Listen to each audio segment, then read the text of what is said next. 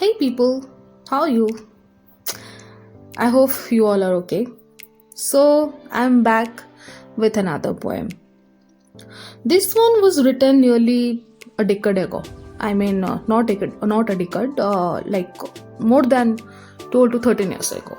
That time I was a student, and that was a time when fear of Naxal activity was spread across our country.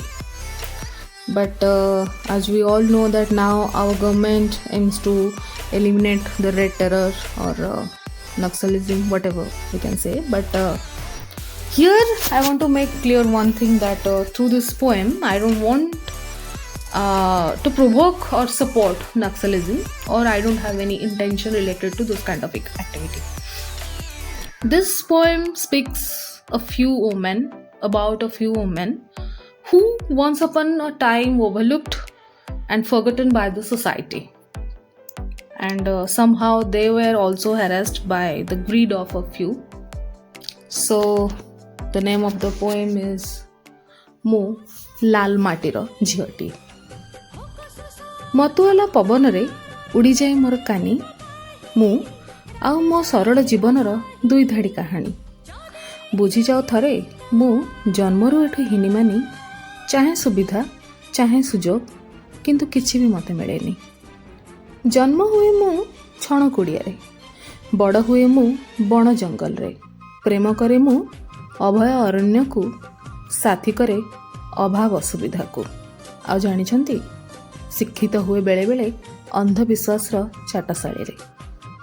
ମୁଁ ଲାଲ ମାଟିର ଝିଅଟି, ମୁଁ ନୁହେଁ ବିଜୟିନୀ, ହେଲେ ସରକାରୀ କୋଠିରେ ସାଜିଯାଏ ବେଳେବେଳେ କଳଙ୍କିନୀ। ମୁଁ ନୁହେଁ ଜନ୍ମରୁ ହତ୍ୟାକାରୀ, ହେଲେ ପରିସ୍ଥିତିର ପଶା ଖେଳରେ ପେଶି ହୋଇ ଆଜି ବନିଯାଇଛି ସହରୀ ମଣିଷଟିଏ ପାଇଁ ରକ୍ତମୁଖା ଶିକାରୀ। ଜଙ୍ଗଲକୁ ପରିଧି କରି ଅରଣ୍ୟକୁ ଅସ୍ତ କରି ବେଳେବେଳେ ମୁଁ ଶିକାରୀ ପାଲଟେ। ଜାଣିଛନ୍ତି କାରଣ କ'ଣ? ମୁଁ ପାଇନି ସେ ଦାମିକିଆ ଖାଦ୍ୟ ଯାହାକୁ ସେ ସହରୀ ମଣିଷର କୁକୁର ଚାଟେ। ହଳେ ଶାଢ଼ୀରେ ମୁଁ କାଟେ ମାଘ ଫଗୁଣ ଆଉ ଶୀତ, ଦାମିକା ଖଦିଟେ ମୋ ପାଇଁ ସାତ ସପନର ମିତ।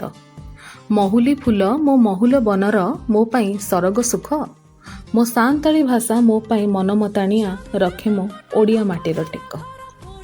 ସାଜି ଯାଇଛି ମୁଁ ଅପରାଧୀଟିଏ, ନିଜ ହକ୍ ପାଇଁ ଆଜି ଗଳା କାଟିଦିଏ। ବୁକୁର ଦରଦ ଦେଖାଇ ପାରେନି, ଦେହର କ୍ଷତକୁ ଆଉ ସହି ବି ପାରେନି। ପାଲଟି ଯାଇଛି ମୁଁ ଆଜି ଅପରାଧୀଟିଏ, ହଁ ମୁଁ ଲାଲ ମାଟିର ଝିଅଟି। ସମୟ ଗଡ଼ିଯାଏ ତା ବାଟରେ, ମୁଁ ଗୁରୁଣ୍ଡୁଛି ମୋ ବାଟରେ। କାହିଁକି ଧରିଲି ମୁଁ ତୀରଟିଏ ଆଜି, କାହିଁକି ଖେଳିଲି ରକ୍ତର ବାଜି। ଛାଡ଼ି ପିଲାଦିନ ବଉଳ, କାହିଁ ସାଜିଲି ଅପରାଧୀଟିଏ, ହଁ ମୁଁ ସେଇ ଲାଲ ମାଟିର ଝିଅଟିଏ।